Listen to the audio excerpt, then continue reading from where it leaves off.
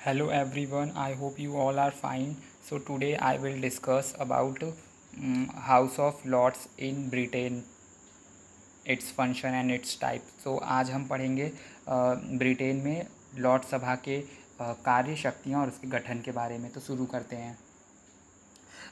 तो ब्रिटेन में जो लॉर्ड सभा है उसकी रचना कैसे होती है, ठीक है, तो उसके बारे में बताता हूँ मैं। तो सदस्य संख्या इसकी पहले निश्चित नहीं होती। जो ब्रिटेन में जो लॉर्ड सभा होगा उसकी सदस्य संख्या निश्चित नहीं होती है। और ब्रिटेन में जो लॉर्ड सभा होंगे उसकी नियुक्ति उसके सदस्यों की नियुक्ति प्रधानमंत्री की सिफारिश पे सम्राट करता है, ठीक है। मतलब ब्रिटेन में लॉर्ड सभा की नियुक्ति प्रधानमंत्री की सिफारिश पे, पीएम की सिफारिश पर, प्राइम मिनिस्टर की सिफारिश पर सम्राट नियुक्त करता है इसके सदस्यों को, ठीक है। और यहाँ पे कोई चुनाव नहीं होते इसमें, बल्कि जो प्रधानमंत्री होगा उसकी सिफारिश पर सम्राट इसके सदस्यों को नियुक्त करता है। और इसके सदस्य कौन कौन बनते हैं, तो इसके सदस्य रॉयल फैमिली के मेंबर बनेंगे, जैसे कि एग्जाम्पल में पूर्व प्रधानमंत्री, पूर्व पीएम, पूर्व अध्यक्ष, लोकसभा के वायसराय, ईटीसी, ये सारे लोग इसके सदस्य बनते हैं, ठीक है।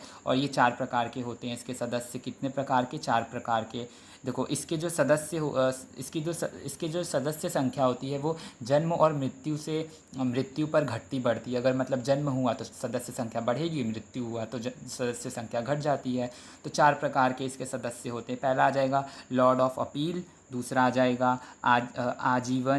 आजीवन पीयर मेंबर, तीसरा आ जाएगा वंशानुगत मेंबर, मतलब जो वंश के आधार पे मेंबर आए, और चौथा आ जाएगा आध्यात्मिक मेंबर, मतलब जो धर्म के आधार पे मेंबर आते हैं, जैसे पादरी, ये सब होगा। इसमें 26 मेंबर होते हैं, ठीक है। धर्म के आधार पे जो आध्यात्मिक मेंबर आते हैं वो 26 होते हैं, ठीक है। अब हम इसकी जो मेंबर होंगे उसके बारे में कुछ पढ़ लेते हैं कि उनको क्या क्या होता है। तो कुछ इसके जो सदस्य होते हैं वो स्वतंत्र होते हैं, बोलने का स्वतंत्रता होता है उनके पास, सम्राट से मिल सकते हैं, और इनको गिरफ्तार नहीं किया जा सकता, इनको दैनिक तनख्वाह भी मिलती है, ठीक है। और जो इसके सदस्य होते हैं ना, मतलब सदन में टोटल 30 सदस्य होने आवश्यक होते हैं। मतलब 30 सदस्य सदन में होंगे तभी कोई जो प्रस्ताव है वो पारित हो सकता है, ठीक है। अगर आपको कोई भी प्रस्ताव को पारित करना है तो 30 सदस्य होने आवश्यक हैं, ठीक है। और 1911 और 1949 के अधिवेशन ने क्या किया, इसकी जो शक्ति थी उसको कम कर दिया।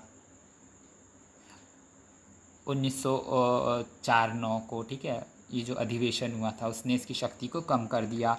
और जो इसकी कार्य प्रणाली है वो मतलब जो इसका कार्य प्रणाली है वो ट्यूसडे, वेनसडे, थर्सडे को होती है, और कभी कभार मंडे को भी हो जाती है, सोमवार को भी कभी कभार हो जाती है, ठीक है। 1 से 2 घंटे की बैठक होती है, ठीक है। 2005 में कुल इसमें कुल 707 सदस्य थे, ठीक है, 2005 में। और इसका अध्यक्ष जो होता है वो लॉर्ड सभा स्पीकर होगा, ठीक है। इसका अध्यक्ष लॉर्ड सभा स्पीकर होता है। और ये लोग वंशानुगत आते हैं, इनका निर्वाचन होता है, कौन, ठीक है। और इनके पास थोड़ी कम शक्तियाँ होती हैं, और ये उच्च सदन कहलाते हैं, और ये दूसरा सदन है। और इनके जो कार्यकाल है वो फिक्स नहीं होता, मतलब इनके कार्यकाल का जो अवधि होता है वो कोई निर्धारित नहीं होता, ठीक है। और फिर अब हम आ जाएंगे इसकी शक्तियों के बारे में और इसके कार्य के बारे में। तो देखो, ये लोग सम्राट से डायरेक्ट मिल सकते हैं, मतलब ये लोग, इसके जो सदस्य होते हैं वो सम्राट से मिल सकते हैं। जहाँ पे कॉमन सभा के सदस्य सम्राट से डायरेक्ट नहीं मिल सकते, मतलब सम्राट से मतलब डायरेक्ट नहीं मिल सकते हैं ना कॉमन सभा के सदस्य, वहीं इसके जो सदस्य होते हैं वो सम्राट से डायरेक्ट मिल सकते हैं। पहला हो गया वो। दूसरा हो जाएगा इनके पास विधायी शक्ति होती है। तीसरा, इनके पास पैसे से रिलेटेड शक्तियाँ होती हैं। शक्तियाँ पैसे से रिलेटेड, वृत्ति शक्तियाँ होती तो हैं, वृत्ति शक्तियाँ, बट कॉमन सभा से कम होती हैं, मतलब लोक सदन से कम होती हैं, ठीक है। और कार्यपालिका की शक्तियाँ भी होती हैं। चौथा पॉइंट आ गया। पांचवा आ जाएगा सम्राट को ये लोग सुझाव भी दे सकते हैं। छठवा आ जाएगा जनता के मुद्दे और सामाजिक मुद्दे पर ये लोग विचार विमर्श करते हैं, उस पर कार्य करते हैं, अच्छे विचार, गुड विचार देते हैं, ठीक है। पांचवा पॉइंट आ गया। मतलब जो पांचवा पॉइंट ये है कि जो जनता है उसके जो सामाजिक मुद्दे हैं उस पर विचार विमर्श करते हैं, मतलब उस पर सोच विचार करते हैं। और और उस पे अच्छे विचार, उस पे गुड विचार देते हैं, गुड थॉट्स, अच्छे विचार देते हैं उस पे। पहले के समय ये बहुत शक्तिशाली था, बट अब ये क्या हो गया, थोड़ा कम शक्तिशाली हो गया है। इसका क्या कारण है वही मैं अब बताता हूँ। कॉमन सभा की जो विशेषाधिकार क्या क्या हैं, तो देखो पहला आ जाएगा, कॉमन सभा के सभी सदस्यों को भाषण देने की स्वतंत्रता होती है। सॉरी, लॉर्ड सभा, अभी जो पीछे मैंने कॉमन बोला ना, वो कॉमन नहीं है, वो लॉर्ड सभा है, ठीक है, तो उसको कट कर देना।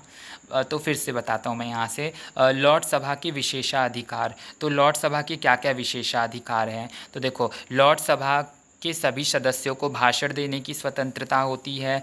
दूसरा पॉइंट आ गया, लॉर्ड सभा के सदस्य सदन में सरकार की कड़ी से कड़ी आलोचना, मतलब बुराई कर सकते हैं, ठीक है, करने पर भी उनके विरुद्ध कोई मुकदमा नहीं चलाया जा सकता। तीसरा पॉइंट, संसद के अधिवेशन काल में किसी भी सदस्य को बंदी नहीं बनाया जा सकता है। चौथा पॉइंट आ गया, इसके सदस्यों के पास अधिकार है कि वह सम्राट के पास व्यक्तिगत रूप से जाकर सार्वजनिक मामलों पर बातचीत कर सकें, और कॉमन सभा के सदस्य को यह अधिकार नहीं है, ठीक है।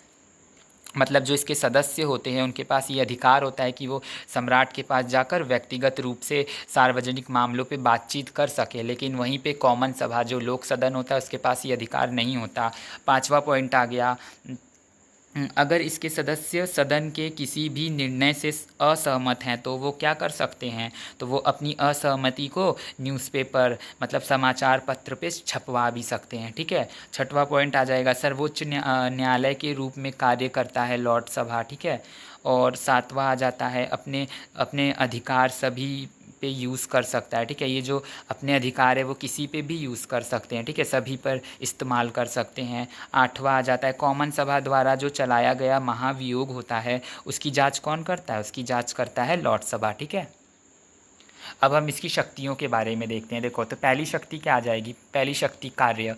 तो पहला आ जाता है न्यायिक शक्ति इसके पास होती है, तो वो बहुत ज़्यादा इंपॉर्टेंट होता है। इसके पास न्यायिक शक्तियाँ होती हैं, जिससे जो लॉर्ड सभा है, लॉर्ड सभा का ही निर्णय अंतिम निर्णय होता है, ठीक है। जो अंतिम निर्णय होगा वो लॉर्ड सभा का ही होता है, ठीक है।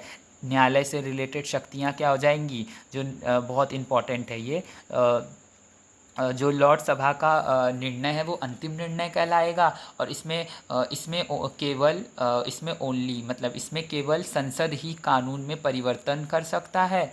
मतलब संसद ही क्या है, वो वही केवल कानून में परिवर्तन कर सकता है और कोई नहीं, ठीक है। और न्यायालय कोई भी इसमें परिवर्तन नहीं कर सकता, ठीक है। अब मैं आपको ये बताऊंगा क्यों इसकी शक्तियाँ जो हैं वो कम हो गई हैं। तो देखो इसका कारण, उसका दो कारण है। तो देखो क्यों इसकी शक्तियाँ कम हुई हैं, इसका दो कारण है। देखो 1911 का संसद अधिनियम, तो देखो 1911 में जो लॉर्ड सभा की शक्तियाँ वो क्या हो गई, वो थोड़ी कम हो गई, ठीक है। क्योंकि उसमें क्या हुआ ना, उसमें क्या हुआ 1911 में क्या हुआ, एक महीने तक विलंब कर दिया गया साधारण विधेयक को, ठीक है। जो साधारण विधेयक होता है उसको एक महीने तक विलंब कर दिया गया, 2 वर्ष के लिए। और जो जो 1911 में जो संसद अधिनियम हुआ था उसमें जो वीटो वीटो पावर थी वो 2 साल कर दिया गया, ठीक है। मतलब जो वीटो पावर यूज़ करना, जो वीटो पावर ये लोग यूज़ करते थे ना, वही है। और जो संसद के कार्यकाल होते थे वो 7 साल से घटा के 5 साल कर दिया गया। और वीटो पावर का अधिकार जो लॉर्ड सभा से ले लिया गया, ठीक है। जो लॉर्ड सभा के पास पहले वीटो पावर होता था वो ले लिया गया इनसे, ठीक है। और इसके अधिकार मतलब इसके अधिनियम के तहत क्या हुआ, जो लॉर्ड सभा का जो मंजूरी बिना, मतलब लॉर्ड सभा की मंजूरी के बिना ना कानून पारित किया जा सकता है। तो 1911 के जो संसद अधिनियम था उसमें क्या हुआ कि इसने क्या कर दिया कि जो लॉर्ड सभा है उसकी बिना मंजूरी के, मतलब लॉर्ड सभा की मंजूरी के बिना बिना कानून को क्या कर दिया जा सकता है, पारित किया जा सकता है, ठीक है। और इसने क्या कर दिया, 1911 के संसद अधिनियम ने, इसने लॉर्ड सभा की शक्ति कम कर दी और कॉमन सभा की शक्ति को बढ़ा दिया। और फिर 1949 1949 में जो संसद अधिनियम हुआ था उसमें क्या हुआ, उसमें 1 साल, मतलब 1 साल में 2 बार अगर पेश हो गया कॉमन सभा में तो वो पारित हो जाएगा। मतलब ये कि अब क्या होगा, जो मतलब ये कि मतलब ये कि अगर कॉमन सभा पहले क्या होता था ना, पहले क्या होता था कि वो जो ये विधि निर्माण की शक्ति वो थोड़ी ज़्यादा होती थी लॉर्ड सभा के पास, लेकिन जो 1949 में जो संसद का अधिवेशन आया उसमें क्या कर दिया गया कि जो कॉमन सभा है, अगर वो एक बार कोई विधेयक पास कर दिया और वो विधेयक पास होकर लॉर्ड सभा के पास गया और लॉर्ड सभा ने दोबारा मतलब उस विधेयक को लॉर्ड कॉमन सभा के पास भेज दिया, ठीक है। और दूसरी बार कॉमन सभा ने उस विधेयक को लॉर्ड सभा के पास भेजा, और तब दूसरी बार लॉर्ड सभा जो होगा उसको उस विधेयक को पास करना होगा, ठीक है। तो यही वाला जो है 1949 में ये वाले जो इसके अधिकार हैं उसको कम किया गया है, ठीक है। मतलब 1949 में क्या कर दिया गया, जो कॉमन सभा, अगर कॉमन सभा ने कोई विधेयक पास किया लॉर्ड सभा के पास, तो वो उस विधेयक को, उस विधेयक को वो एक ही बार खारिज कर सकता है, ठीक है। और अगर एक बार उसने खारिज कर दिया लॉर्ड सभा ने उस विधेयक को, और फिर दोबारा वो कॉमन सभा के पास चला गया और कॉमन सभा ने दोबारा उस विधेयक को एक साल के अंदर लॉर्ड सभा के पास भेजा, ठीक है। और तो दूसरी बार जब भेजेगा ना एक साल के अंदर, तो लॉर्ड सभा उसको लॉर्ड सभा जो होगी उसको पास करना ही पड़ेगा, ठीक है। तो यही 1949 में हुआ, मतलब वीटो पावर को 2 साल से 2 साल में एक साल कर दिया गया, ठीक है। जो वीटो पावर थी उसको 2 साल से एक साल कर दिया गया। फिर सेकंड पॉइंट है विधायी शक्ति, मतलब साधारण विधेयक जो होगा वो दोनों सदन में पेश हो सकता है, ठीक है। तीसरा पॉइंट आ जाएगा वृत्ति शक्ति, मतलब मनी रिलेटेड पावर। यह वृत्तीय विधेयक को 1 माह तक रोक सकता है, ठीक है। जैसे मैंने आपको बताया था ना 1911 वाले अधिनियम में कि इसकी शक्ति कम की गई थी, तो वो यही है कि जो ये वृत्ति शक्तियाँ होती हैं उसको जो लॉर्ड सभा है वो 1 महीने तक रोक सकता है, ठीक है। उसके बाद वो पारित हो जाएगा वो शक्ति, मतलब वो विधेयक।